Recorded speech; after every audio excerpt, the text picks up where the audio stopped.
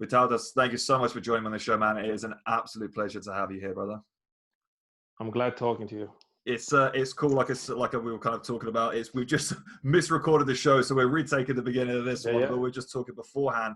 You know, it's an absolute pleasure to have strongman of your caliber on the show. You know, people that have been in this game for as long as you have. You've seen a lot of things in your time. You've experienced a lot of things in your time.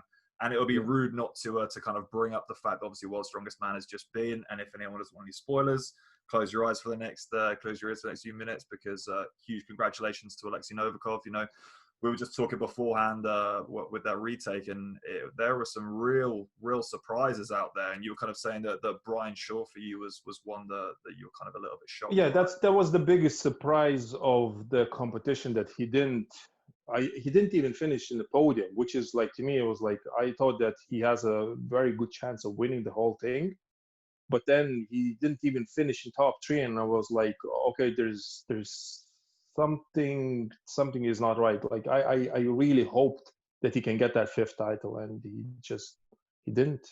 The reasons. Go on.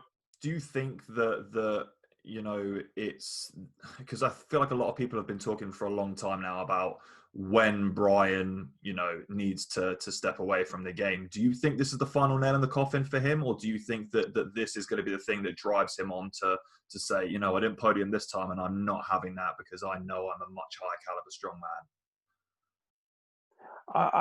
I don't know. It's his decision, but the thing is, like I don't know what's the reason that he didn't perform. Is it the injuries? Like, he had good few hamstring injuries in the last 2 or 3 years. But then he pulled like what, 470 or something, like a couple of weeks prior. Yeah, in his peak, like. But that's 18 inch. But that's 18 inch. Yeah, you know, I guess that's a different. I think, like, he was always a 450 kilos deadlift guy. Yeah. You know. And then in the last 2 or 3 years, he really struggled even to get 420, you know. So there's some sort of issues in the body that I think he has, and then maybe that's what's stopping him to performing because he better lost now. a decent amount of weight, if we all remember. Like he dropped a lot of weight, and we all kind of said when that happened, like, is this going to affect him negatively? Yes, he's going to have the athleticism, but you don't have the general body mass there to help kind of, you know, influence some of these bigger lifts. Do you think that has a play in it? Well, I think what he did was pretty smart, because like strongman and World's Strongest Man in general is moving from static heavy lifts now. They're moving in towards a bit more lighter, more dynamic, more like sort of movement events and stuff like that. And there's a bit of a shift there. I think since Thor and Eddie Hall sort of walked away from the sport, they're like, okay, we need to maybe change a couple of things, you know. And even like this 18-inch deadlift was, to me, a bit of a surprise, because I can't remember when was the last time that was in the finals, or in general in the heats rather, in World's Strongest Man. Yeah. So I was like, okay, there's something going on there. It seems like honestly, I think, like, me personally, right? Like, I can get way more from a deadlift from the 18-inch, way more than a normal one. Like, I can lift 70 or 80 kilos more. So it becomes a bit of a numbers game, you know? So it looks a little bit better, like when you pull like 480 instead of pulling 400. Yeah. So I don't know what's the idea behind that. But even the logs, the heaviest log, I think, in the finals was 180 kilos, which is, to me, again, it's like, it's heavy, but it's not crazy like heavy. It used to be. No, it used to be like 200. And yeah, I remember, like, in 2012 and 2013, loads of guys would hit 200 kilos log, like 5 guys, 6 guys. And suddenly now everything is going down to 180. And there's a couple of things, like, I don't know, maybe it's a good shift, because it seems like the strongman a couple of years ago were way too heavy. Way too heavy. They go big. Loads of people were getting, and loads of people were getting injuries. There wasn't really any new upcoming guys as well coming up the ranks, because they realized it's like, oh, you have to perform so well, and under such a pressure to lift these heavy weights, your body basically breaks. and you're not carrying on with your strongman career because you're saying, holy shit, that's actually breaking my body. Well, I think you're a perfect person to speak about this, because, you know, we throw it back to, you know, the 2011, 2012, 2013 Arnold's, Mm-hmm. man. The weights in there Yeah. were just something else. I mean, off the top of your head, how many guys do you reckon that the Arnolds claimed in that year? Because I think that there were a fair handful of What athletes that just claimed never me? came back. Yeah, It claimed well, me yeah. pretty much, you know.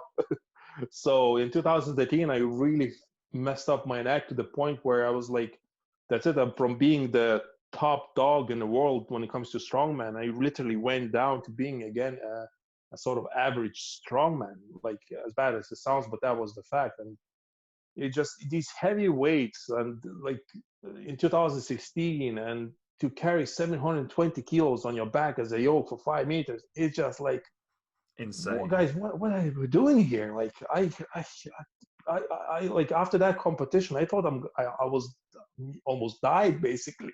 Yeah, You know, yeah. it's such a big compression on your spine, and Did it if ever you get to a mess up point your where the spine, athletes were kind of talking between themselves and saying, "Look, like, like we're here because we want the money and whatever, but we feel like this is starting to get a little bit out of hand, and maybe this is starting to claim a few too many of us for it to be the, worthwhile"? Or yeah, but like if when it comes to top guys, we are just a little bit insane. We just always love to push the boundaries. Like, you know, yeah, I don't think that anyone that thinks like that, everyone's like, yeah, let's do this. Like, we'll find out who's who and what is what, you know? So you always want to try. I was like, I want to get that. I want to try that 700 kilos on my back. I want to see how it feels actually. It's a bit yeah, sick, yeah, but that's yeah. what top strongmen are. They like a bit You messed have up to in be the sick, head. They man. just You want to, have to be a you bit sick have and to be, twisted in the head to do yeah, what you yeah, do. yeah, yeah, yeah. Yeah, you have to love the extremes. You have to love to compete at the extreme level, and that's what Arnold Classic was. And I don't think it's not that much since the Terry Todd he passed away. I think like they just a little bit changed things around, Yeah. which I think it's a little bit better for the athletes, like introducing the Conan's wheel, you know, like you have to push that thing around, and the stones not being as heavy like before. You have to do like 250 kilo stone for reps. And like it's massive, like 500 kilos frame up the ramp, and Yeah. it's just crazy, literally crazy stuff that we had to do, you know. And but now it seems like they're a little bit moving away from that, and I think it's not a bad thing, you know. Really Yeah, isn't. well, I think we're now starting to kind of see that there is, well, especially with the advances that I think athletes are making just generally in terms of their own wellness and well-being and aftercare, that there tends to be a little bit more longevity now. I feel like in kind of like the last five years or so, we've kind of seen a really big shift into athletes not just worrying about packing on size and mass, but developing the athleticism, developing the recoverability rate. So actually like that general physical preparedness, readiness state. And I think that's kind of seen I think that a few more people are going to get a few more years out of their tanks now as where they probably wouldn't have done before. it's a good point, but at the same time, you always look up to the guy who's the goat, who's the alpha at that stage, you know. Yeah. Like Big Z was always known for his big, massive belly, and like he looked like a chubby little bear, and is like strong as hell. Though he can move as well. You know, all the people like to imitate that. It's like, okay, this dude is like he has that physique. It's like I think she should do the same. Eddie Yeah. Hall did the same. He played the mask game.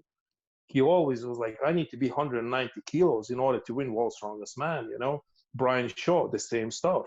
All he does talk is about food, food, and more food. You know, it's nuts. Your goat is like always on his videos, like, wow, I have these 3 boxes of food over here, and I brought my own bison and beef. I've put in the refrigerator. I cook my burgers over here. And I was like, Jesus Christ, Brian, how much you can eat? You're It turns crazy. his entire hotel bathroom basically into like a cooking station when he goes to Yeah, competitions yeah, and stuff. It's like incredible, man. it's not. Yeah, but it's sometimes you have to ask, like, and when he does these things and he's still getting beaten, it's like, so is it all about that eating then? You know, to me it's not then, you know, it's like, but some people think it's all about you have to be as big as you can.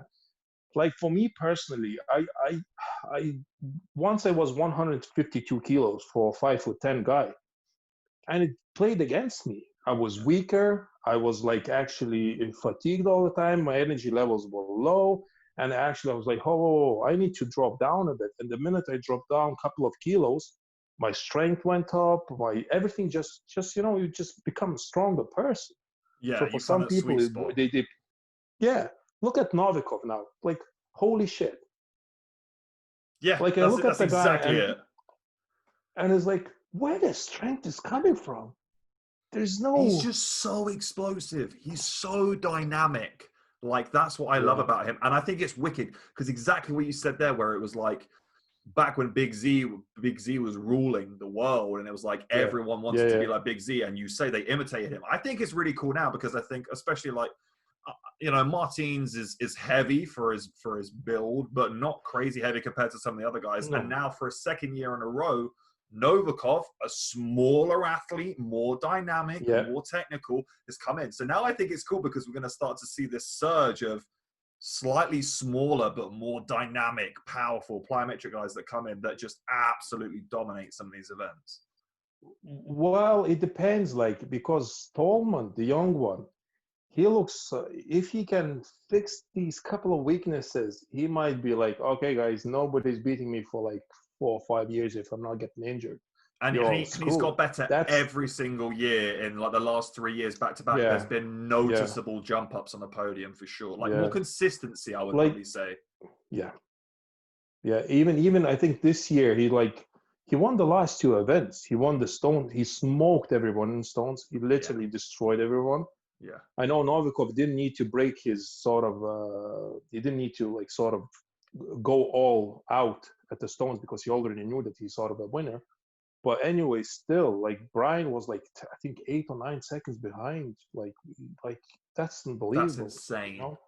Yeah. I think the only problem with him was the Hercules hold. He did like, I think he took only 9th place. Yeah, that event, and that's where he lost all the points. Richardson beat him in the Hercules hold, which was like, I was like, what? That's crazy. Yeah. Well, Luke is a monster as well. He has a very bright future. Dude, yeah, he was like, it was funny because it's like I wanted to say wild card there, but the fact that he came into Britain's and just absolutely ran the show, I think then coming in, I think it's kind of hard. I almost feel like if he had maybe eaten a bit more shit at Britain's coming into Worlds, he might have been in a bit of a better standing. But I think he hit Brit so hard and got such a great result out of it that I think he probably rocked into World's Strongest Man, maybe not quite as prepared as he could have been. Like he wasn't necessarily on the front foot the whole time. I'll say he was overtrained. Simple as that. Because he was pushing his body all year. He wanted so much, and like strongman is like you need to. It's very like thin line between like training hard and overtraining. You know. Yeah. Well, he was putting like 430 so young. For like 5 or 6, like wasn't he? Like in a suit in training, no, like was, 3 weeks before, 3-4 weeks before. Was 425 for 3, something like that. I think. Yeah. Something like that. Yeah. And it then was a big he weight like out. did on a. Yeah, it's massive. Like and then he did only 400 kilos, 18-inch deadlift in the finals. So how is that? I was like, how is that? And with the suit, all of them were wearing suits. I think I'm not sure, but I think that was the case. Yeah, I think they were saying that he's because like the I guess the excuse they were using is that because he's such a quad dominant based athlete. From an 18-inch height, his hamstrings weren't developed enough to actually elicit the response he wants. Because from the floor, he's pretty quick off the floor, but from an 18-inch, I think that, like you said, that really highlights the fact that there is obviously this big weakness in that hammy glute tie-in, where that transition to break those hips through, like so some of the other guys did a lot better. Like he's still young. He shouldn't be like in the first World's Strongest Man straight away make the finals. It's a big accomplishment. He didn't perform well in the finals, but that's fine. He'll know exactly now what to expect next year coming to World's Strongest Man. Like the weights wrong, like how events going, what the video crew is telling you when you have to start, when you have to rest, when you have to switch on. and go and do that stuff. Like it's World's Strongest Man is very specific competition. It's not like a normal competition that let's say Giants Live. It's totally different. So for him, I think he will take that in. He'll know exactly what to expect next year, and he'll do way much better. Yeah, just getting that confidence and experience under his belt, I think is going to be a big thing. But it's like you said, it's incredible that he managed to get there at such a young age. And then we reflect back at Stoltman, who is 25, 26, somewhere around something there. like that. Yeah. So sure. I'm 26, and I remember he's around about my age. And then obviously Novikov is 24. He's 24. Yes. I mean, let's just for a second, just how insane is that a 24-year-old is coming in and winning World's Strongest Men against the guys that are almost double his age and have been in World's Strongest Man for the best part of 10, 15 years. That is an insane feat. Caron, Jerry Pritchett. Like Jerry Pritchett did so well. He did so well. Yeah. I've been a bit concerned about Pritchett for kind of like the last year or so. Again, talk about the consistency, but like quite nice and refreshing to see him come out and do quite so well and not come away with like anything huge. The events really suited him though. The events were really good for him in the finals. All the grip, and he improved his log a lot, which is really phenomenal to see at his age. Yeah. To get that done, usually when you like around 40, you don't really progress that much in certain events, and you like see a decline like what Brian, let's say, was seeing at the moment. But Jerry was able to to get ready and prepare for that competition really, really well, and so it goes to show that he's relatively healthy then, though he had a couple of tears and here and there, he bounced back pretty well. I'll say he bounced back better than Brian, because I don't think that he had Brian before me. I'm not sure, but like it's a good accomplishment, for him. Yeah, most definitely. And it's interesting because I remember speaking when the podcast first kind of came out to a couple of people, especially I think it was Big Loz when we did a chat together. And we were kind of saying, like, we were quite concerned. Shout out to Big Loz. Yeah, man, absolute legend. He's a legend. He's absolutely brilliant, man. But we were talking about the fact that Alexei then was still at that point doing, 7, 8, 9, 10 shows a year, and was just like running himself into the ground. And we were like, hey, dude, tone it back, and you're going to do so much better. And I think, thankfully this lockdown has happened, and it's meant that he hasn't been able to do the like 15 plus shows that he was doing before. And now look, like, it just goes to show, and I know you've talked about it before, like, and I'm interested, like, if you were to go back, because I know, especially when you were first starting out, you were hitting a lot of comps, right? Yeah. Would you go back and be like, hey, maybe, but it was kind of like the rite of passage back then, right? That's why I kind of feel like the game's changed now. Yeah, the game changed because of the social media. That's why it changed. Like you couldn't afford to do only 2 competitions. You need to be recognized. You need to compete. You need to qualify. You have to be seen. You need to show that you're out there. Yeah. But now, look, like, let's be honest over here. Like, Robert Oberst is a good strongman now. Do you know what I mean? Yeah. All the time, 24/7, whenever you want, just and done. Yeah. Yeah. Like, even like, I think they were sort of considering getting Larry Wheels into a World's Strongest Man.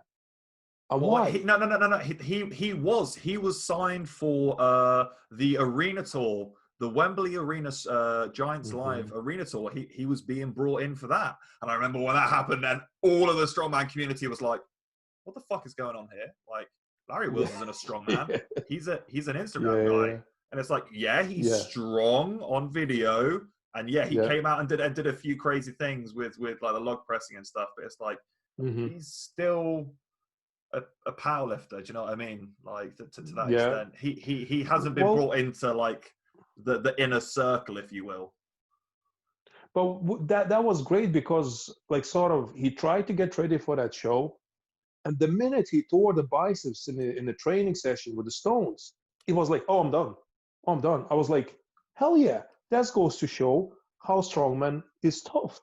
Yeah. It's a dangerous, tough sport.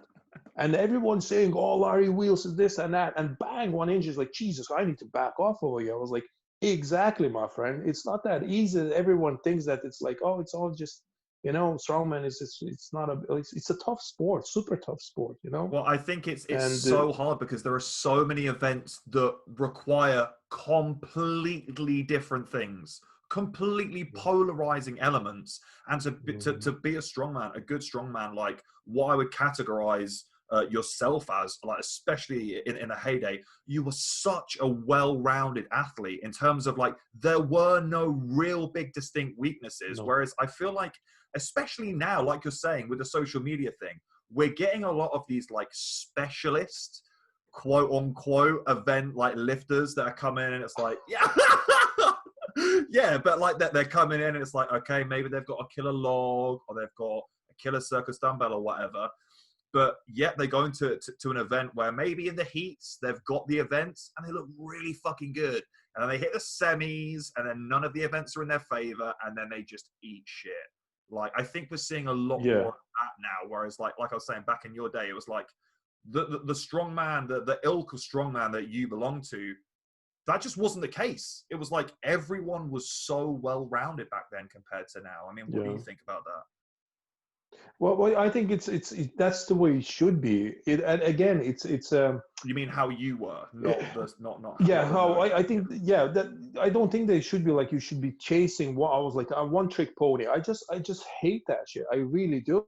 Especially like if you want to win a competition, you can't be like to be fair. Brian never was a one-trick pony. He was always good at most events. Agreed. Hafthor is the same. He was just phenomenal in the most events, Like Novikov won. He won only, correct me if I'm wrong, I think he won only deadlift. That's it. Yeah, I think you're right.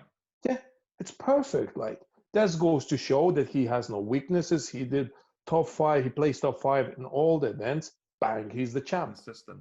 And to me, it's like, well, that's the highlights that, guys, stop trying to be these one-trick ponies. Like, yeah, now I got that record. Please give me the money. Please give me the sponsorship. Please give me the recognition. No, like, you're not a strongman then. You're just specializing in one event and then going into other ones and doing really shitty because you don't really train them. It's like, oh, no, I don't like it. It makes my hands sore. I can't do the grips. It's just, come on, stop it. It's strongman. Yeah, be a man. Like, come on. It's so true. But like, I was talking to Rob Frampton, kind of towards the beginning of the podcast series as well, when we were talking about, how back then, because you didn't necessarily like have access to all of the different bits of kit, people were like crafting them, making things, doing things out of like true passion for the sport. Whereas now I feel like there is actually like a justifiable business strategy going into this, like you were speaking about, surrounded by social media with endorsements, paid promotions. Lots of the time, these athletes don't actually they're not really that interested in these various different bits and pieces. They're just being paid by someone to go and promote some bullshit discount code. But again, going back to like back in your day, is that you guys weren't driven by crazy, crazy big money because it didn't exist. You guys weren't driven by crazy fame, and sponsorship deals and stuff because it didn't exist. You didn't have the pressure of social media. It was just because you guys fucking loved what you did. And I think that was the difference that you saw back then, is that you guys just had so much fight and passion and drive for the sport because it was your life. It wasn't a paycheck at the end of the event. It was like, okay, wake up, be a strong man, go to bed, be a strong man. Like, that was it. Yeah, that's it. I think that's why Novikov won, because he won it the most. And that's why I think Brian didn't perform as well, because he already have fame. He already have a YouTube channel with 1.5 million subscribers. He already makes shitloads of money. So how, like, he has 2 kids, he needs to be there for them, so it's like your perspective changes, and as much as he showed in his videos that he's training hard, but at the same time I was like, he's thinking like, oh, shit, why am I doing this? Like, I have a wife, I have 2 kids, I have money coming in. It's like he's 4 times world strongest man. What else does he need? It's like he needs to just chill and try to grow the sport even more. And Novikov is like, he's in Ukraine, he speaks Russian, he barely speaks English. So he needs money. Ukraine is like in a really bad situation. So he's hungry as hell. He's like, I need to win this shit because I need money, He's because got a there's light no up other his ways. arse. But yeah, that's it. And that's what I was like. I was in a way glad to see him win just because of it. He was the most hungriest guy, I think, in the whole lineup. He needed it the most, and he got it. And I was like, fair play to you. Well, the only problem, like, is like I really feel sorry only for one guy, Mateusz Kielakowski. That's like, to me, is like, oh, such an unfortunate injury for this guy, because this guy deserves to be world's strongest man.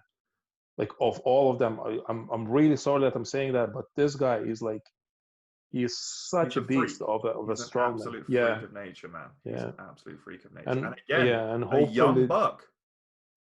yeah, He's a young athlete. And again, like, if like I pray Kielakowski, Novikov, and Richardson, especially and the Stoltmans as well, especially Tom, because Stallman, especially yeah. the younger guys, if they can just take the time to look after themselves, prehab and rehab, and really take care of their bodies, there is literally nothing that the world can do.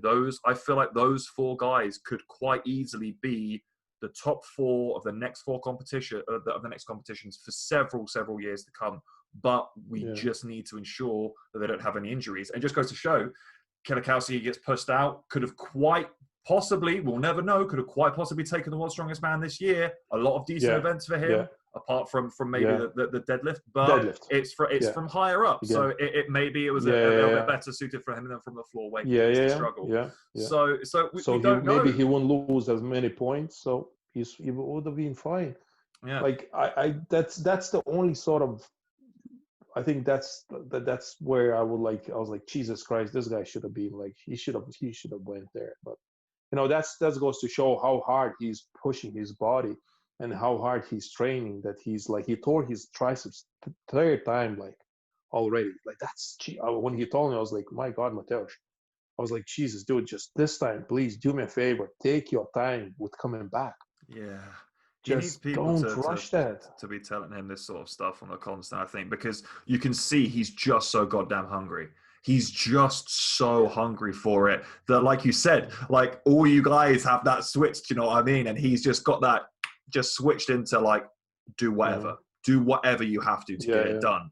And I think it's going to take a few kind of really experienced guys that have been in the game like yourself to kind of get in his ear and be like, seriously, man, your career could be going on for another 10, 15 years if you really want to, or you can just keep on spanking the ass out of it and you're going to be out of the game in 2 seasons. What do you want to do? Well, hopefully it's not the case with Mateusz. I think now it's going to be an awakening call for him, the third time to tear the same tendon. It's like, you should be like, holy shit, I need to think of what's going on. Maybe because he's already strong. He's as strong as he is. Like, I don't like, the only, like I said, weakness, and everybody knows about it, it's like deadlift. That's it. Everything else is like, it seems like he's still good. He's still good at everything else. Like in Arnold Classic last year, did he win like shitloads of events as well? I think he won like this year. At least 3 of the events. I think he won. Yeah, and then he came like second in 1 or 2. I think. Like he did well. But he did really well. So to me, it's like, I think it's going to be a big battle between all these guys, like all the young lads. And I'm really happy to see a couple of old-timers as well hanging in there with them. This goes to show, it gives hope to everyone else. It goes to show how, if you like stay relatively injury-free, you can have a really long and prosperous career in strongman. And everyone is saying, oh, strongman is like, it's a very short career. It's like, well, if you look at it, not really. Big Z is like 45. He's still competing at the national levels, and he's still tipping away. The guy's still squatting like 250 for reps. Do you know what I mean? Like, he's just a freak, dude. He could quite easily step back on a stage now and still take a couple of event wins, I reckon. Well, like Ivor very specific events. But like even Ivor Smaustėlis was what in this year 7th in the world's strongest man this year, Latvian guy. I'm not sure, but like Yeah, I think so. Something, somewhere around there. And this year, Big Z bet him in the competition in Lithuania. So like, it's like maybe Big Z could have been top 5. And he said something on one of the videos. He says, Colin Bryce left it a bit too late. He asked him to compete because so many guys, I dropped out and so other guys dropped out. Like, he's like, no, like if you asked me 2 or 3 weeks before, I would have considered and probably entered. I was like, Jesus Christ, dude. At That was 45 years on of age. Martin's Lisa's video, wasn't it? I remember him talking Yeah. about, Yeah, dude, like, I absolutely cracked when he said that. He was like, give me at least 10 days and I would have been okay. Yeah. But he only gave me 5. And I was like, what? He's just taking a piss, this guy. Absolute legend. Absolute legend. Now, the only thing I want to see as well, I want to see how Martins will bounce back. Yeah.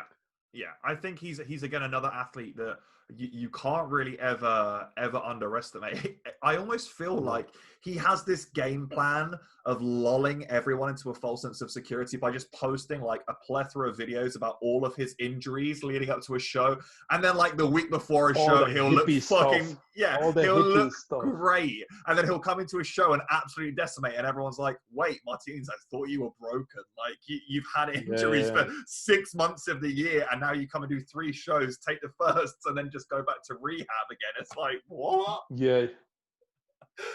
Well, that's exactly what he does. He's like, he plays all that. And even like when he won World's Strongest Man, he was so dominant that year. He was like, he deserved to win it. He smoked everyone. I was like, okay, it's a clear win.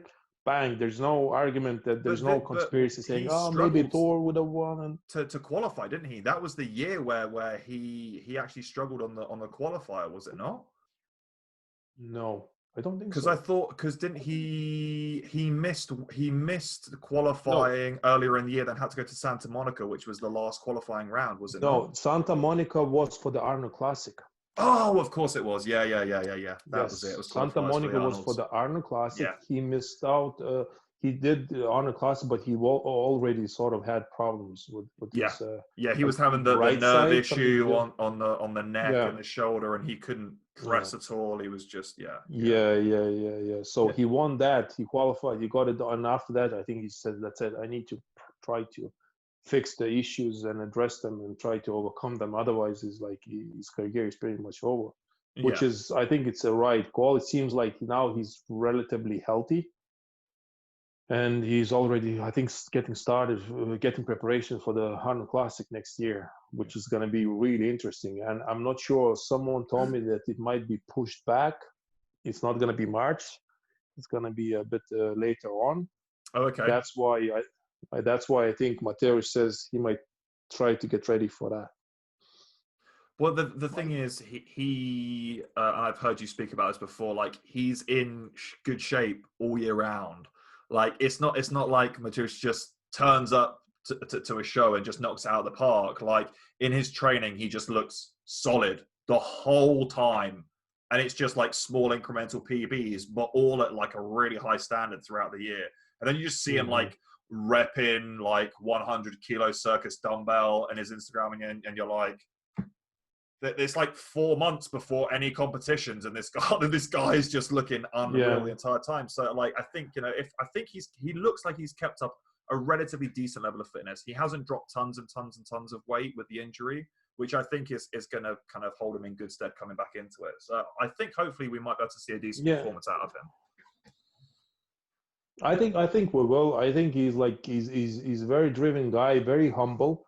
Always listening, always taking in the advices, and I think it's the key. He's not cocky by any means. Some strongmen is like, oh, you don't tell me what to do. I was like, I know everything, and people like that to me is always failing. Because you constantly learning, studying, asking, listening, conversations, and like that's how we move forward. And I think Mateusz still have that in him, and that's why I think he'll still gonna be for years. A big threat to everyone. Like by anyone. I think he loves to do good field competition as well. Yeah, I think it's you've hit the nail on the head there in terms of like kind of keeping your ears out and listening and learning from experience, and obviously interacting and speaking with successful strongmen like yourself, who, you know, I mean, you can talk on injuries probably until the cow comes home. Do you know, like and being able to have access to that and kind of offering out advice and stuff. Do you find now where you're at with kind of your career and strongman in general, you're kind of giving out a little bit more advice to some of the younger guys, some of these competitors coming through and saying, hey, look, you know, if I was to have my time again, knowing what happened with obviously your neck and your spine and the scoliosis and stuff, are you finding yourself kind of saying, hey guys, look, maybe you should actually really look at doing a little bit more of this work and maybe a little bit less of that, or whatever? How have you found that to change through the course of your career? Well, it's with young lads, you can advise them, but then you have to sort of learn from your own, in a way, mistakes. But my motto is like, learn from everyone else's mistakes, but part yours, you know. Just look at them, whatever they're doing, it's the fucking up things. They're like, okay, I'm not gonna do that. Doesn't make sense, you know. But with the young guys, it's like everyone is different. Like I said, especially Mateusz, if you talk to him, I don't know, did you ever had him on your podcast? I haven't had him on the podcast yet. No. I know Loz is trying to get him on board, but he's such a like humble guy, and you can see like he's constantly learning, and he'll get more experience from these injuries as well. He'll find out how his body works, and then they're like. I think he will just in 1 year, even from this last injury, he will learn so much that he will be able to become even a better strongman, in my opinion. You know, so hopefully it's going to be the case, and in the upcoming years he will be able to prove that to everyone. You know? Yeah, and I think that's a true testament to a good quality strongman as well. You know, someone that takes the time after an injury to reflect and adapt, and then kind of rejig their training program and then move forward once again. And like you said, you know, reflecting on guys like Larry Wills and whatever, it just kind of goes to show that they don't have that strongman mentality that I think, you know, it's very rare to find in a lot of people, because again, you have to really be obsessed and focused. Yeah, but I just don't think that he had that build of a strongman. No, you know, he never was athletic. Like, to me, like, he's too, like, his joints are too small. He's like, I think he did the right move by stopping strongman, because I could have, like, even now he doesn't do as much powerlifting either. No, you know, it's just stuff to the ground like now. He wants to do just more arm wrestling now because it gets more views, and that's a very smart thing for him to do, because arm wrestling is not as much as tasking as strongman at all. Like, you know, so he's like, he tries strongman.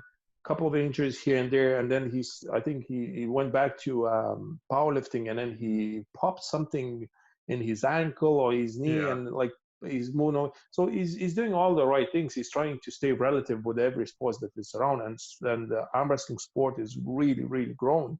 Even I watch his channel, and it's a good channel, and he even, you know, he said like he'll get more views now by doing arm wrestling than he would get by just doing normal training sessions. And that's his focus now on. And it was like, okay, that makes all the sense. He's just chasing the good old cash. Yeah. Well, why not? But I think you can see it though. Like I used to follow him on Instagram, and it was just a case of like every single day in his stories, just like constantly posting links to his merchandise like over again and again. And I was like, bro, like it kind of feels a bit salty. Like I know you're just trying to do this for sales. Like I feel like then like at least give me something. Like put a little bit of a front, like you really care about it or whatever, rather just blanketly posting links to your store. It's like, okay, I understand. You know, everyone needs to make a bit of bank, but there are different ways you can go about it for sure. But it's I'm really, really interested to kind of get to talk to you about World's Strongest Man, and kind of again speaking to Loz and some of the other World's Strongest Man competitors. I think it's been a competition of trial and tribulation that has kind of bobbed and weave in terms of like relative importance with like the Arnolds and where it stands in kind of the strongman culture as terms of like the precipice, the best point of strongman and what it really means to be a strongman. And I think, you know, we've kind of seen now that World's Strongest Man is kind of starting to adapt a little bit. There's still, unfortunately, in my opinion, a lot of fuck ups, far too many for something that's kind of controlled by such a what do you mean? What do you mean by? In terms of like What do you event structure, location, not taking into considering factors like outdoor events during hurricane season in Florida, and then wondering why it's raining and not being able to. It's like, and not having backups and stuff like that. It's kind of like there seems to be like some thought behind it, but there doesn't seem to, like Arnold's. It's like everything just seems to run really, really smoothly. And if there's any issues, then they tend to get it done beforehand. But I feel like World's Strongest Man tends to be the one that's spoken about the most. Two different competition, completely different competition. World's Strongest Man, they're more worried about how you're gonna make that into a show. Yeah, it's how it looks, okay? Isn't it? So that's what a lot of people say. Yes, it's a show. In Arnold Classic, you go, okay, first day, 2 events, one after another, bang, bang, done. Okay, we'll stream it. Watch the stream, done. Next day, 3 events, bang, bang, done. That's it. They don't care how well does it look on TV as much. World's Strongest Man, it's done in these locations because they want to see, let's say, in the background, like to see a palm tree, to see a beach, all these places. It's more for a TV. So you watch it, it looks really nice on TV for like pleasant to your eyes. Like, you know, you like watch it, like, oh, that's beautiful. Holy shit, looks very nice. Arnold is not about that. Arnold Classic is all about the result. Highlight the strongman, don't highlight the setup. You know, in World's Strongest Man, they're highlighting more the setup instead of highlighting the strongman as a strong man. You know? So but do you not also feel like, I feel like especially in the last kind of year or so, where like the streaming services and stuff, especially of events that have got bigger and bigger and bigger, I mean, my personal opinion is I feel like the Arnold's looks a lot more professional now, like especially with the streaming and stuff, chucking up those ads, Rogue makes everything look really, really clean. And I completely agree with you that it's all about the visual. But when we're sat in this day and age now where it's like, okay, how, especially in England, because we don't get World's Strongest Man, usually it's like filmed at the beginning of the year. We don't get it till December. Like that is absolutely ridiculous because everyone on social media has already given out all of the results. Whereas Arnold's is like, they understand this and they're giving you exactly what you want. And for me, like personally, I don't feel like the quality between World's Strongest Man and the fact that it's done over several weeks compared to sitting there and watching a 6-hour dope stream about like 3 events and having, you know, brief glimpses into the CrossFit games and the different other live streams that they've got. And it's like, I don't know, can you really ride on like that making it look a little bit better in this day and age? Do you think it still stands?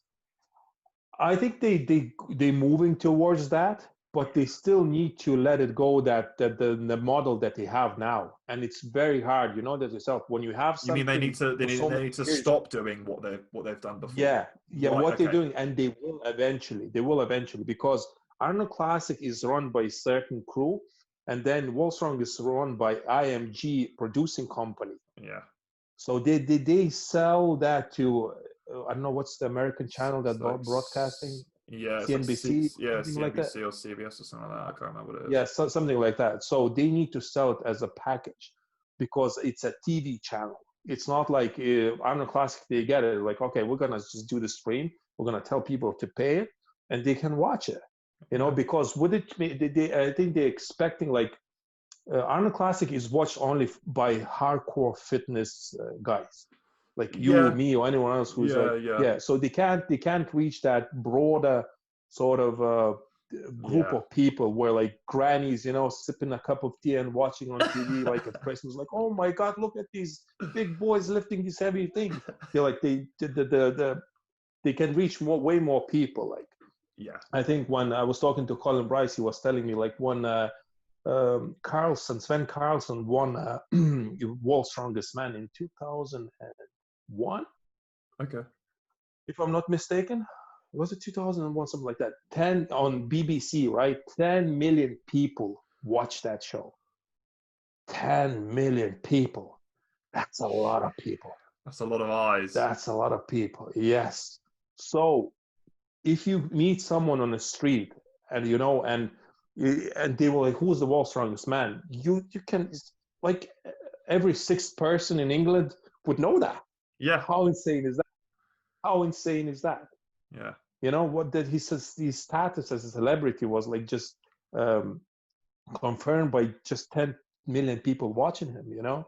So I think that's why, but now everything is changing and they need to slowly move away from the model that they're using now. And I think they are, even like before, you weren't even allowed to announce the world's strongest man winner. And now, like, yeah, the world's strongest man is now because Yeah, because they know they can't hold it in. Like, everyone would have had to have signed like non-disclosure agreements and stuff prior to competitions. It's like, well, the athletes are still doing that, but all of the spectators standing around could just pick up their phones and be like, first place, second place, like before even anyone knows, because they're taking, like, there are Instagram accounts that are like posting live updates of point scoring.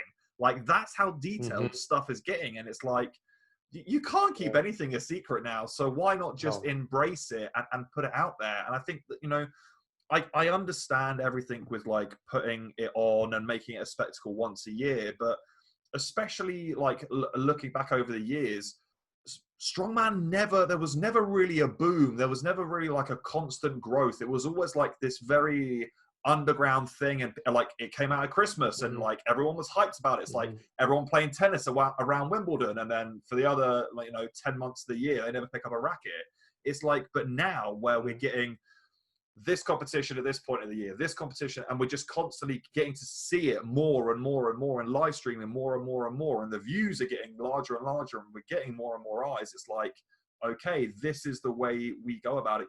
It's no longer we're dependent upon everyone to see this. It's like, I think I almost feel like each of the individual corporations need to see like where their piece in the giant pie kind of comes together, rather than everyone trying to be like, we're going to do our thing over here and we're going to do our thing over here. It's like, okay, why don't we actually start communicating between different federations, and can we not grow this to a much higher standard? I know they hate each other, but no. You know what it is? I'm glad that there's World's Strongest Man. I'm glad that there's Arnold Classic. I'm very happy that there's WUS now. Yeah. I'm so happy because it creates a competition between the organizations. So then you have to produce and provide the better service. It's like capitalism. There's competition. Yeah. So, like, I don't think they should talk. They should just try to provide a better service. They should try, okay, I want these strongmen to come. So what I'm going to offer them? I'm going to offer them first class tickets. I'm going to offer them the limo at the airport. I'm going to offer them the food. I'm going to offer them the best service. So you're like, oh, okay, these guys treating me well. What about you? Like, what are you going to do for me? Nothing. Like, nah, I might not compete there. Well, that's good. I think that is good. But to me, I think it's necessary to highlight who is to sort of who should be thankful for all that growth in the strongman sport. I think like Colin Bryce, massively. That's the guy. Incredible. Darren Sadler, which is like, to me, is like, why nobody's talking about Darren Sadler? Why nobody is giving him a recognition? It's crazy because, in my opinion, the money for the strongman, right? The money for the strongman, the biggest money is in England. Yeah. That's it. Not in Lithuania, not in Ireland, not in France, Italy, even America. No, It's not. It's England. Why? Because Darren Sadler, such a genius of a man, was able to get the strongman sport so like up there that the sport didn't need any other sports to sort of survive or be relevant anymore. Like, oh, we don't need to be a part of this expo. We can do our own shit and get like 5,000, 10,000 people inside the arena. I was like, Jesus Christ, this guy, Darren Sadler, is a genius of a man. And people should like sort of recognize that a bit more and be thankful. Like Eddie Hall, what he did as well, he's a big, massive part of, I know also some people don't really like him that much. I don't give a shit, like whatever it is, No one can dickhead deny or what Eddie whatever. Hall has done for the I don't give sport a of fuck. strongman. No one can deny Yeah, that. He has no, pushed like strongman along a very long way just by himself, 100%, completely. 100%. Yeah, just by himself. All that team, Darren, Colin, Eddie, Thor with his Game of Thrones thing. It's massive. It's all these things.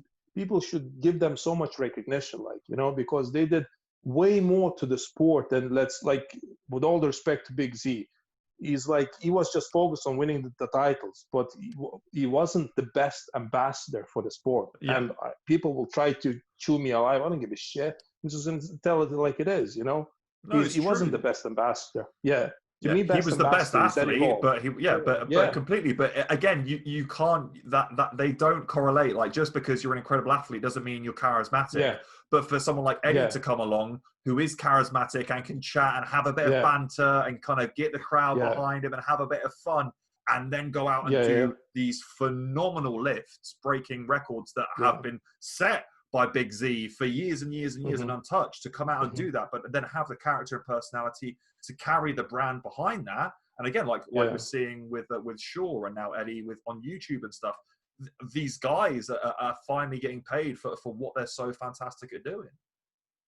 Yeah, like even Brian in his early careers, he was so unapproachable, he was sold to himself, and I understand that, because he wanted to be like focused on task, and he's like, I don't want to be distracted by tunnel vision.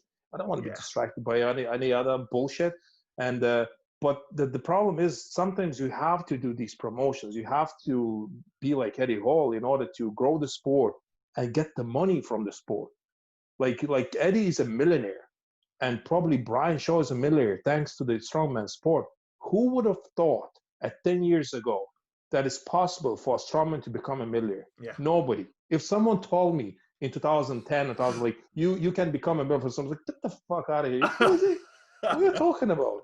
That's impossible. And now, bang, these guys proved it wrong.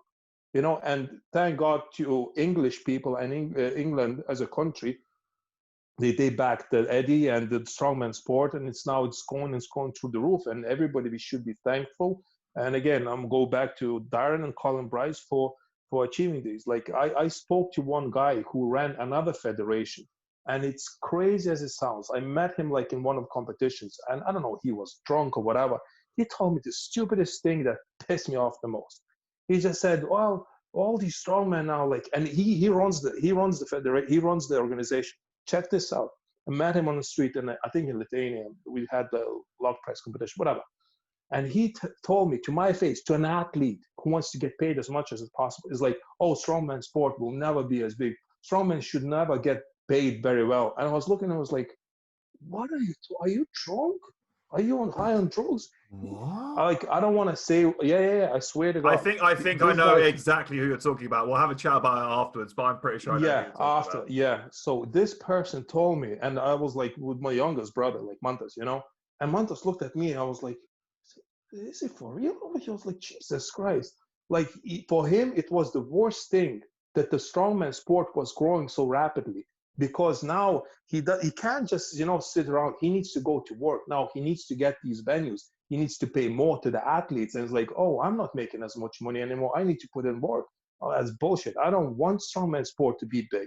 It'll never be big. And I was like, what a hypocrite. And after that, I was like, okay, dude, I can't compete in your federation anymore. You're like, I know exactly who you're talking about. Yeah, it's such a horrible mindset. Absolutely fucking insane to hear that. I can't telling me, I was like, you motherfucker. I got injured. And I love the sport. At the time. Were you competing in I federation? I was. God. What? Yeah. And I couldn't believe it. I was like, dude, are you for real now? So, and that's why they fading away anyway. That's the reason that they're fading away. And I'm glad that they are, I'm glad, because he was just like, he didn't want to grow the sport. He wanted the sport to stay the same. And to me, it's like, it's a big bullshit ever. Like, what's going on here? You just want to make money, and all of us, you don't want us to make money. It's like, why do you think we're doing that? Because we love the sport. We want to make the money. We want more money. So we keep making the sport bigger, Yeah, but you hit the nail on the head there, Crazy. dude. It's so true. It's like you have an opportunity here, like because that federation has had some fantastic athletes and athletes that have come through onto Yeah, world stages to do yeah, really, yeah, really yeah, great yeah, yeah, things. Like a yeah, lot of young talent has yeah, come through that federation. yeah, But it's like if you can just not be like that selfish, self-obsessed money-making machine and look at the broader picture as like you're doing yourself an injustice because you actually have a potential here to make more money than you could ever fucking yes, imagine. But because you're so yes, short-sighted by yeah, this, you actually just end up burning all of the bridges with all these athletes, which has happened and has happened on social media quite a lot. You know, I know yeah, Eddie's yeah, yeah, called yeah, him out yeah. on several occasions, and it's like, you know what, Really like good. you can't be the face of an organization, say this kind of stuff, and then expect people to be welcomed into the organization because they know what they're getting involved with. And that's why, like you said, Yeah, less and less people are looking to go down that route, and they're like, well, do I want to go and yeah, do this qualifier for that because I know I'm probably not going to get super far there, or I can go into yeah. a slightly bigger pool and maybe try and compete in one of the other federations. Yeah, yeah. But that's like it to me. It's like capitalism. It's like creating a competition. So I don't want them to get along. For the strongman, like as like you don't want them to get along. Just let them to compete against each other. Let them to provide the better service. Let them to do the treat athletes better. Like why would I want to go if the guy is telling me, okay, I'll give you more money, I'll treat you better, I'll give you more publicity, and it's like the other guy is like, well, no, I can't give you the same money. I was like, oh, okay, it's like a job. It's like, oh, okay, I don't want to work for you. I'll go work for this crowd, you know. So to me, it's like, guys, don't get along. Let the federations to compete against you. It's the best thing ever. Like to me, it's like Arnold Classic, World's Strongest Man, and now Wuss in Dubai, the Scottish guy who runs. I was like, perfect. Yeah, The best thing for strongman, you know, yeah, because now you can pick and choose, and actually federations competing for you to come and compete for them, you know. And it's like so that now the strongman, it's like they more appreciate who you are and what you are, you know. yeah. Instead of saying, I was like, oh, you have no choice. I'll give you like €1,000 for the first place. You have to come, and you're like, okay. There's no one else. There's no other federation that was giving the same money. Like, Yeah. oh, it's giving the same money, so I'll go. Yeah, I'll go and compete there. You know. Yeah, So I to me, think it's like perfect. when we look at like the standout one for me is Wuss. Is that I feel like when Wuss came onto the scene, especially because the money Yeah, they were chucking at athletes, visually how impressive it looked, the fact that there was still yeah, some pretty impressive weights. It looked like they had kind of cherry picked the best of the Arnolds and World's Strongest Man, and then they offered other things on top of it. And I yeah, feel like because they endorsed the athletes so much and the athletes replicated hmm, the love, it was like this almost resurgence of the celebrity status of strongmen. Like yeah, it became a yeah, thing, and it was this big yeah, spectacle. And then I think you're completely right in what you're saying there, that these other federations saw all the figures, and then see this plethora of videos from all the athletes seeing like getting picked up from the airport and like these dope hotel rooms, and everyone else was like, yeah, fuck, we've really got to step our game up now. Otherwise, we yeah, yeah, have a big foothold on a lot of these things. And like we see now with like yeah, the rogue record breakers and stuff. You're like, how many yeah, federations are sat there kicking themselves in the fucking head that they didn't think of this to start off with now? Because it's been yeah, huge yeah, over this lockdown.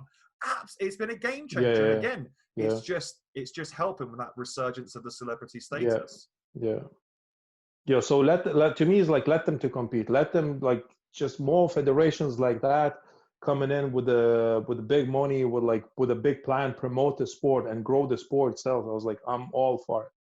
Go for it. Like to me is like that's fine. I'm fine with that, you know? 100%, 100%. Now, Yeah. I'm interested to hear from you about this one because if you were given the opportunity, it was presented in front of you that you were to run the World's Strongest Man 2021. I want to hear from you. What sort of things would you like to see? Would you potentially change? How would you run it in terms of like number of athletes, number of days, number of events? What do you think they could potentially do? Or sorry, not even what do you think they, but what would you want to see, and what do you think would run kind of a better overall competition than potentially what we've seen? Well, the only thing, like, I think the way they run it right now, it's pretty good. I don't think that I would change too much. I think the only, like I said, the only Even with problem all the that we heats and stuff, like. no, I think it's okay. It's like I was there. I know how it is. Like, Yeah. it's like unless you want to reduce the competitors, let's say from 25 to 10, but then again, I think that there's 25 guys competing there. It's good because it's like it'll give publicity to 25 strongmen instead of to 10 strongmen. Yeah. Looking from that perspective. So I'm glad that I think before there was even 30 strongmen coming in instead of 25. They reduced a couple of years to 25. And I think the way they're doing it right now, everything is fine. I think, in my opinion, they should try to maybe treat it as something like we spoke, like a stream it. Just try to stream it. Try to make money with. That's the only thing I think they should try and change. Everything else, the way they're doing it, it's pretty much spot on, But then again, I would like to see strongmen to get more money and maybe a little bit better treatment and stuff like that. But then again, that comes into competition with other federations, or organizations, what they can provide, like we spoke before again. So to me, I wouldn't change it too much. I still want to see 25 guys competing there. I still want to see these heats and then pick these guys who goes to the final. The format, it's not too bad itself, but the way it's like, I think you should put more maybe into marketing overall, all around the world. Put more money invest more money into Facebook, Instagram. Just push that week there's going to be World's Strongest Man on, and like the more people will tune in and see it, the better. I think that's where maybe more money should be going towards. But all in all, I think they're doing a good job. So it's just try to. I think they should, and I think they will soon enough. They will stream it because I don't think they'll get as many views. You can't deny it anymore. You can't deny how successful streaming has become. It's just like the new thing. Do you know what I mean? It's like people want, like with all the phones we use, like we want straight away results and we want it here. Give it to me. Now, like, just give it to me now. Later on, I'll know the result. And to me, to watch it now, you're like, well, I sort of know what happened there. And should I don't know. And only a handful of people will be like, no, I don't want results. I'll wait till Christmas comes out. Only a handful of people will do that, So to me, it's like, just try to push that and try to promote sport, just to investing more money into like marketing. I can try to make the strongman into mainstream sport. I know it's hard, but hopefully if it can be as popular as like even as an individual sport, it's becoming really, really popular. Like you can't really compete with rugby, football, soccer, American football, because it's a team sports. Team sports always supported more. Like, but if you look at it like tennis, I don't know, maybe we can compare ourselves to tennis players. Why not? Well, but even something as close to home as like a CrossFit, like how they set up the CrossFit, and that's another really interesting kind of concept that I've chatted with Lawrence with before, Big Loz. Sorry, this whole kind of idea of actually maybe widening the field from 25 to 30, 40, and having these big arenas where it's like, okay, we've got, 50 logs all set up in a ladder, and it's like you're getting 10, 15, 20 guys all going ahead at a time and competing in a multitude of different events, and actually having like really seeing visually who is. But then it becomes the world's strongest man. I don't want that. But I think the marketing and the setup and how CrossFit run, I think A is just super aesthetically pleasing, and like they kind of have that very sports channelish infographic analytics thing going on the whole time. And I think by doing that, you could then bring in people like Brian Shaw or ex-athletes and stuff, and then have them commentating and stuff too. So I think like it works in like a two-handed way. But I kind of understand what you mean. Like it kind of leaves a sour taste in your mouth because you're like, I don't want to be doing their stuff. But that's what, like, but that's it. It seems like I wouldn't want. They're already copying what strongmen do, what the big boys do. You know what I mean? Okay. To me, CrossFit is like, oh, your little brother, you mind your, like. That's it. And that's the way it should stay. I You think keep that's the way it throwing your should little stay. medicine ball, and we'll stick with the Yeah, you're like, atmospheres. yeah, good for you. Like, come on, man, just keep shoving it in there. Oh, it's okay. I'm just gonna go and lift that 250 kilo stone in your face. I'm okay with that. I really am. I don't think the way it is now, it's perfect. I think we just need because strongman, we are freaks. We're a freak show. We're a freak circus. People want to see us freaks. They don't want to see like to me, CrossFit is because CrossFit is more appealing to a normal Joe Soap. Like, you know what I mean? Like an office guy can be a CrossFit. Yeah. An office guy can be a strongman. He won't be able to. He won't be able to. You know, CrossFit have whatever they're doing.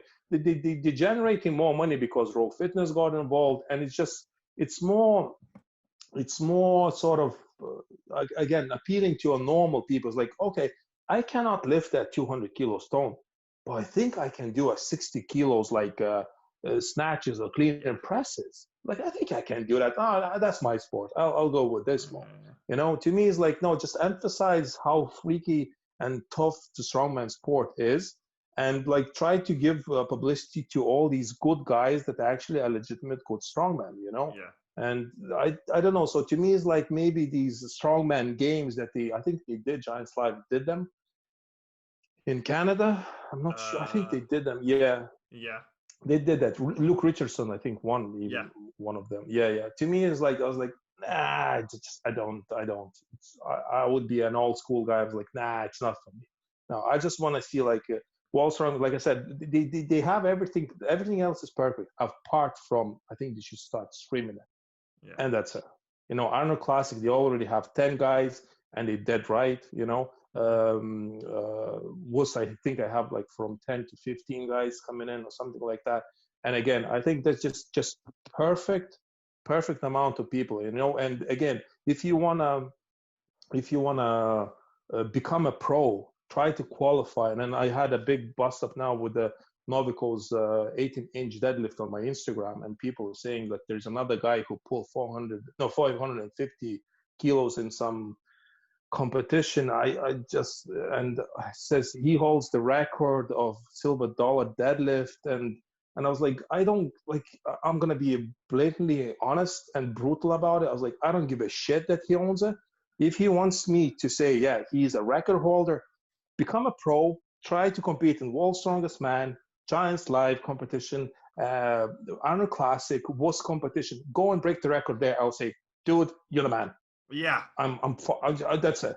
Yeah. I don't want to see these guys doing the gym lifts and like these gym competitions is like pulling. Yeah. I have the world record. Like, uncalibrated who are you? plates, and Yeah, you just don't know. or even like, I was like, I don't know. I was like, go and pull against the real strongmen who like have the names, they have accomplishments, they got themselves there, you know, and get yourself there as well. And then if you get a record there, and everybody will shake your hand like Eddie Hall. Yeah. He pulled 500, it changes freaking life. Yeah, but let's all remember for a second that lifting a weight in your gym, in your kit, in your time, when you're fucking happy and you feel good, is not the same as competing in strongman. Because if anyone listening to this podcast has actually competed in strongman, I've done 6 competitions now. Yeah. Everyone will know, you know, you feel great on a deadlift in there, but then you're in the middle of a field, it's pissing down with rain, and you've got a slight rake to your deadlift stage. Okay, cool. Yeah. Well, what are you going to do now? You're going to have to be a strongman because you're going to have to pick that weight up. You don't have that perfect and level balance. Like, and then you can see it, man. You can see it. If you've done a competition before, there'll be guys that'll be super confident, and they're cool, and they're chatting shit in the warm-up area, and they go out there and they completely bomb out on an event, and you're like, obviously not strong. The reality check, check, bang in your face. Just beautiful. That's what I love. Yeah, they're doing all these big lifts in the gym. Oh, I did this, I did that, and I was like, okay, let's see. And in competition, they just literally like, I was like, what's going on? Oh, I'm just probably having a bad day. I was like, a what? A bad day? You're lifting 30-40% less than you posted on Instagram, and you're fucking telling me that you haven't. It's such a bad day. What's wrong with you? Like, where all that strength gone? Like, did it just evaporate? Gone in the ether somewhere? It's like, No, not that much. If you can get less by 10 kg, I get it, but not by these massive numbers No. where you're posting that you're basically a beast, you know? And then suddenly it's like, oh, well, that's strongman for you. That's why I refuse to believe your records that you're posting until you go to the competition and you prove it. And you prove it against the best, not against some, like friends that you picked to compete them and get trophy and say, yeah, I won against them. Oh, against 5 guys that you know. Come on, man. From your gym. No. Cool, wicked. Yeah, that's great. Yeah, good job. Like, no. Come on, try to get yourself up to that level, and then everywhere have to start somewhere. And if you want recognition, you want to make your name in that sport, come on, work hard, sacrifice certain things in your life, and get there. And then if you'll get there, fair enough. 100%. I'll give you all the praise and recognition. 100%. I completely agree with you. Yeah. Now, I really love to wrap up the podcast in the same way with everyone because I find it very, very interesting. So I want for a second for you to imagine that you are stepping into a time machine. And when you step into that time machine, you are taken back to when you are 10, 11, 12 years of age, very formative years of your life. You've got your whole life ahead of you. Lots and lots of ups and downs to experience along the way. And you get to spend a few moments with your younger self, and you get to sit down and chat and impart a few words of wisdom, some knowledge, a mantra to live by. What do you tell your younger self? What information, what help or aid do you give to your younger self to get them through all those trials and tribulations and shitstorms that are coming ahead for them? What do you give them to help them through? I think you have to experience all this. I wouldn't give him I just tell him, look, just live your life. You need you need to make these mistakes. You need to do all these fuck ups. It's just life. Life is not perfect. So to me, to give him I'll just tell the guy, just live your life, do all these stupid mistakes, drinking, smoking, whatever. If you into it, and I don't know. It's a weird question, but I wouldn't actually give myself an advice. I would just just live the life, because you'll get there anyway. I got there, So it's just mistake. The only thing that I would do, I would go to 2010 Arnold Classic and tell myself, don't twist the neck. That's the only thing that I would say to myself. Just whisper, don't fucking look at that judge who didn't give you the second lift. Don't look at him. That's the only advice, because that shortened my career by so much. Yeah. Before that, I was doing the right things. I think I was taking my time. Coming into strongman, I started strongman really late. Novikov won his world's strongest man at 44 years of age. I started my strongman career at 45 years of age. Oh, sorry, 25. 25, yeah. I started my strongman career at 25 years of age. So he's already a champ at that age. So I really took my time to get myself to peak and get myself into that shape, So I think I did everything right up to that twist of the neck. That's it. Yeah, dude, I completely agree. And yeah, to this day, man, I still love going back and watching some of those Arnold shows, man. They really, really, really were absolutely something back then. It was an absolute spectacle. But man, thank you so much for coming on board, coming and do this podcast. I can literally sit here and chat to you all evening, man. It's We have to call that day. The joys of strongman. Yeah, exactly. We'll meet up outside podcasts. Okay, we'll meet somewhere in the pub. 100%. Well, I've said it to a few people, so I'm currently in the process now. So this was meant to be my first year in the open category for strongman. Mm-hmm. I won my competitions in novice, and then I won all my competitions in intermediate. So this was really the first good. year. Congrats, brother. So thank you. I'm hopefully looking to kind of go to the Arnolds, because the Arnolds are obviously here over in the UK now in the November. Mm-hmm. That's right. Next year. So the great thing is I won't have to go to Ohio to try and qualify for my pro card. Hopefully I'll be able to do a competition. So if ever you're over this way, man, we'll 100% link up. And just hopefully all that COVID shit will be over and it will go ahead. Right. That's it needs to. Completely agree. Lives. I want more strongman competition. I don't want less of that. We want it back. We miss our competitions. Yeah. Hopefully we'll able to get it back, 100%. Well, until we can link up and start chatting and face to face, man, it's been an absolute pleasure, and I'm sure there's no doubt we'll have you on board at some point. Maybe the world's strongest brothers might even come on the show. And I'm not talking about the Stolmans. I'm talking about the official, the OG, the OG world's strongest brothers, man. That would be that would be a sick podcast. Maybe we'll have to do that at some point. Yeah. At some point we might. No problem. 100%. Maybe I'll just hop across into your Twitch stream at some point as well, because so watching you guys. I need to go back at it. I wasn't streaming too much lately, Oh man, so, it's okay. It's all good. Beautiful. Thank you so much for coming on the show, man. It's been an absolute pleasure having you here. No problem.